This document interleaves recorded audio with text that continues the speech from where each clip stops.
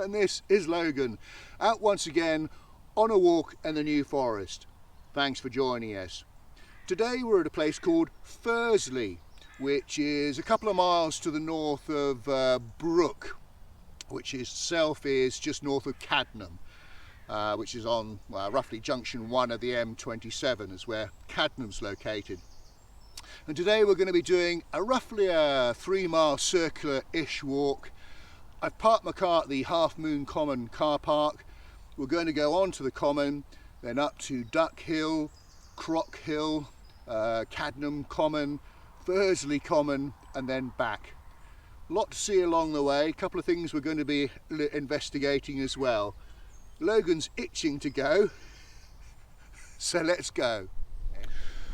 Well, as I said, we're going to start the walk on a place called Half Moon Common. And I'll tell you what, if I turn the camera around very slowly and show you exactly what we're looking at. And this is Half Moon Common itself. It's owned by the National Trust. It's about 460 acres. And it was bought from the Poultons estate, which is to my east, in 1979. I think it gets its name from, there's a crescent-shaped earthwork out here marking the site of some ornamental planting dating from the 18th century, but I'm not 100% sure about that. But certainly a 1759 map shows a very elaborate system of grand avenues of trees based on the Poultons' house. And the Half Moon earthworks mark the termination.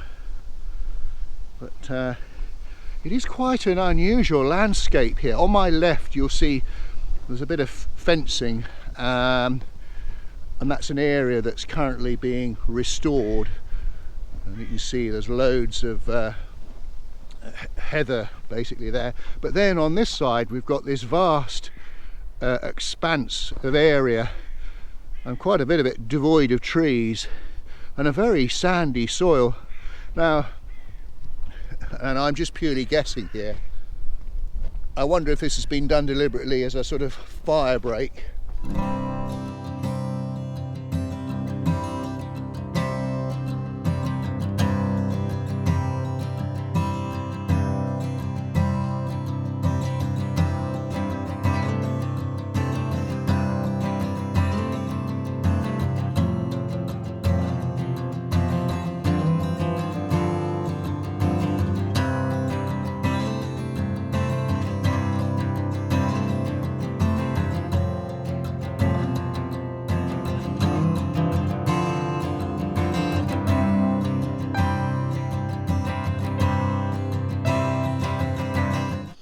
Well, we're continuing to head south across Half Moon Common, and there's quite an atmosphere to this place. I can't quite put my finger on it.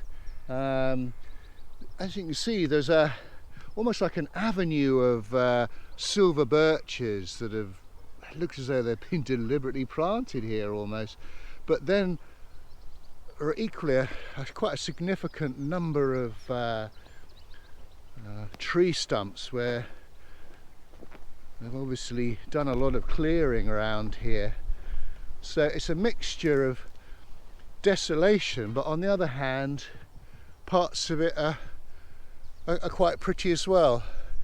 Ponies happily munching away, and then just in front of me there's just a row or 2 rows of these mounds, and this is where the marks out the original planting of the ornamental trees by the Poultons estate in the late 18th century. Trees, of course, long gone. Oh, look, Logan, it's a sandpit, not a very big one. Now, as regular viewers will know, Logan does like a charge around a sandpit, so we'll let him have a go, shall we?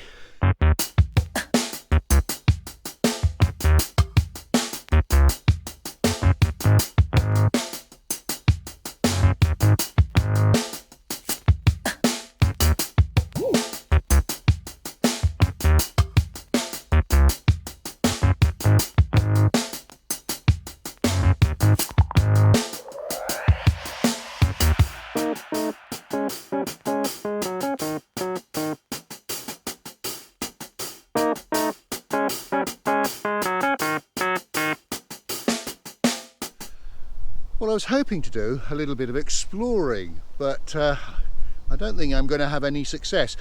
If you look on a current Ordnance Survey map, on the edge of the common there's a very distinctive hexagon earth bank. It's very difficult to find anything on the internet to find out what it's related to. It doesn't appear on any of the maps from the 1700s, but for the first time that it appeared on a map was in 1807. So it clearly isn't a World War I or World War II structure. I have got a map with me. I don't know if you're going to be able to see this on screen. So where my thumb is the fence line. So on the right hand side of that fence is the area that there's no access to, where they're doing the restoration work. On the left hand side is the column. So I've been walking along, see where my thumb is, along the line, and this is where the hexagon is. So I should be able to see one of the banks here, and I say it is through there, but completely covered with gorse and heather and goodness knows what. So I can't actually clamber in there and do any more investigating. They reckon that, I say, it was probably created in the very late 18th century, possibly to have a small plantation of ornamental trees, because Poulton's house is over in the very far distance. So they would have created the bank around the trees to protect them for a few years from animals while they were growing. But there you go.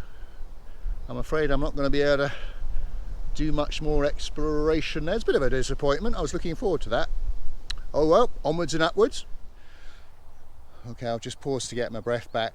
Just made a little bit of an uphill stretch to a place called Duck Hill, and just a good opportunity to admire the view. So this is looking west, and the ponies happily grazing in the far distance there. I imagine it's perfect pasture for them, because it gets quite well fed by little streams here as well. Okay, so we're going to continue heading south. I say we're on Duck Hill, which got a lot of semi-mature Scots pines, which was planted by, well, the then owners, Poulton's estate. And then when we go down the other side, we've got to be a little bit careful. There's crossing some bogs, so we'll follow some pony tracks to get through the other side. Well, we've just worked our way off Duck Hill. It was quite dry up there, and we're circumnavigating a place called Crock Hill, and we're going to start heading north. Interesting little sign here put up by the National Trust. Just advice about dogs and livestock. Give cattle a wide berth. If cattle approach you or your dog, let go of your dog's lead so it can escape. And there you go. I mean, there are, I've seen a few cows dotted around, but fortunately some way away from where we were. Right, we're just going to follow this road. This is called FURZLEY Road, before we head on to Cadnam Common. Oh, it's lovely. The sun poked out for a second or two. Just as I'm making my way uphill, while I'm panting again, just come across these unusual mounds. It reminds me very much of the mounds that you see at Barmer Lawn at Brockenhurst, and I'm told that these are made by yellow meadow ants, and these are their nests, which is surprising really, because it's quite a wet and boggy area. You wouldn't think ants would like that sort of environment, but apparently that's what they are. And just down here I can see there's a lovely little purple flower. I think that's lousewort. Not that I'm a huge expert on wildflowers. but lovely in the morning sun. Oh, I'm making my way up to our next port of call, which is Stagbury Hill. When I do so, there's absolutely loads of these beautiful rowan trees. Isn't that lovely? With their, well, orange berries at the moment. I'm filming, say, in July.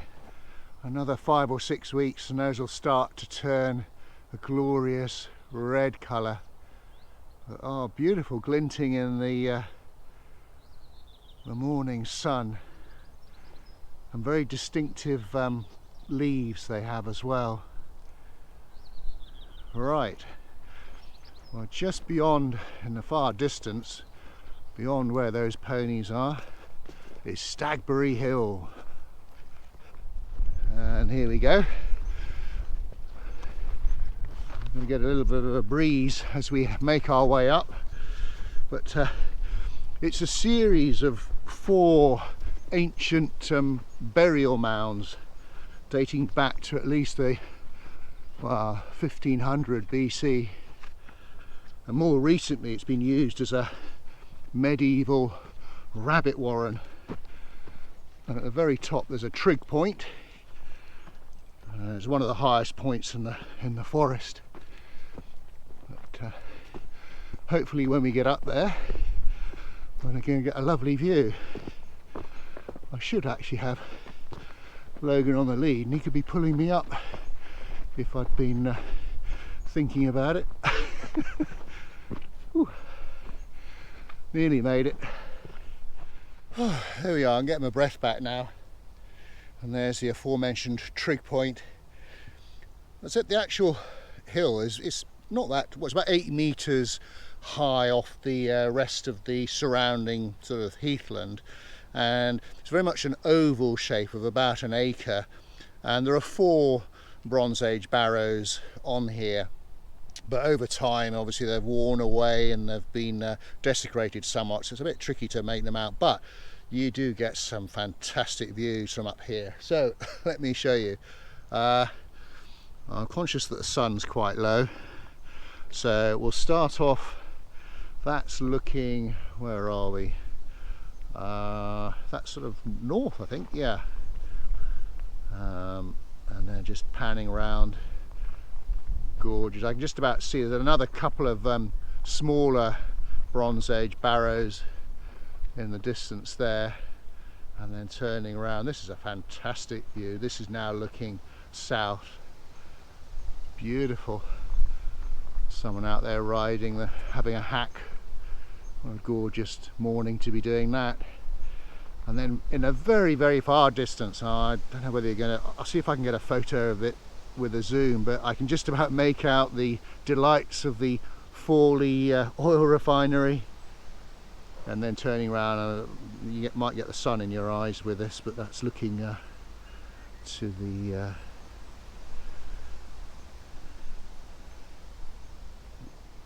woods over where we've come from. That's Half Moon Common behind those woods there, but it is quite beautiful. It really is a quite stunning panorama.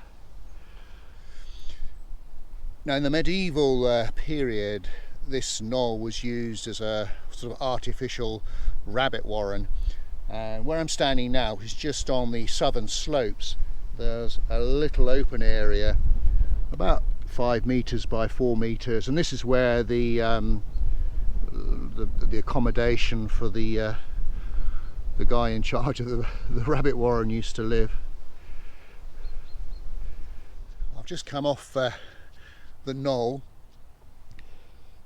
Incredibly noisy little bird around here. I think it's a stone hatch. You wouldn't believe that such a tiny little animal could make such a loud noise. What I'm going to do now is to see if I can find a boundary stone. I have got a map, so wish me luck. After what seemed like an eternity marching up and down the same patch of ground about 3 or 4 times, I think I found it. It's very well hidden in this bracken. We'll work our way through Yeah, this is definitely a boundary stone, a whole New Forest boundary stone. I can't see that there's actually anything on it at all. Well, there may have been at one stage, but no. But at least we've found it. I haven't had much success recently in finding things that I've been looking for. So we'll put a tick in the box for that one.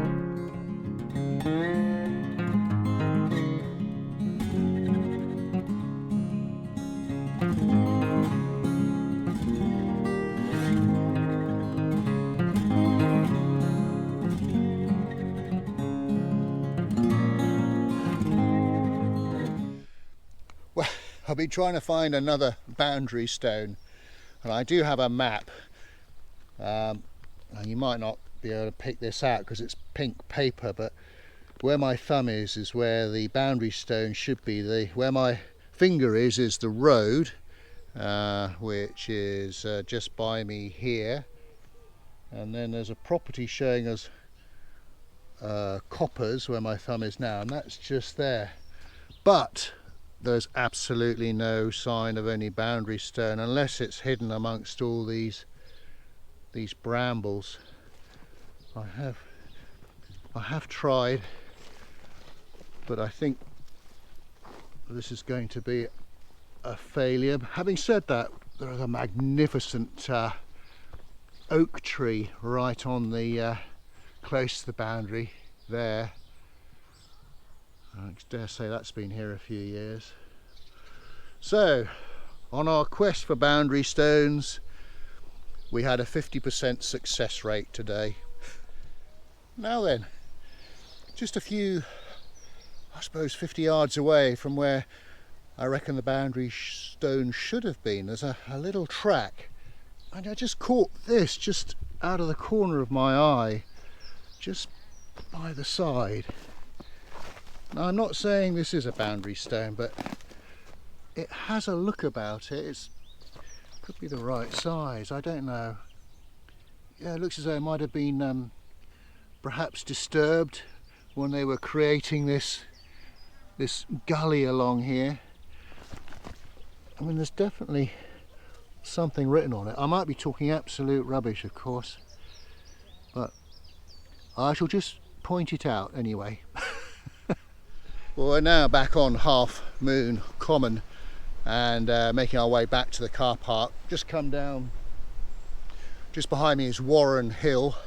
I'm guessing that must have something to do with the perhaps a medieval rabbit farming system in the past, I don't know.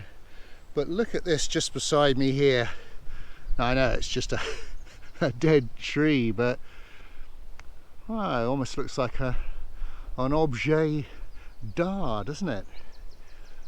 How it's fallen that way, but it's still propped up, almost like a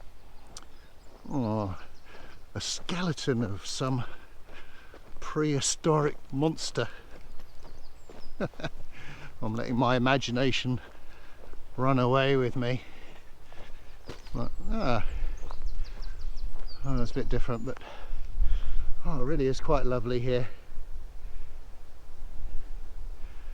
I know, again, those silver birches in the background, and that in the far distance is where we came down originally.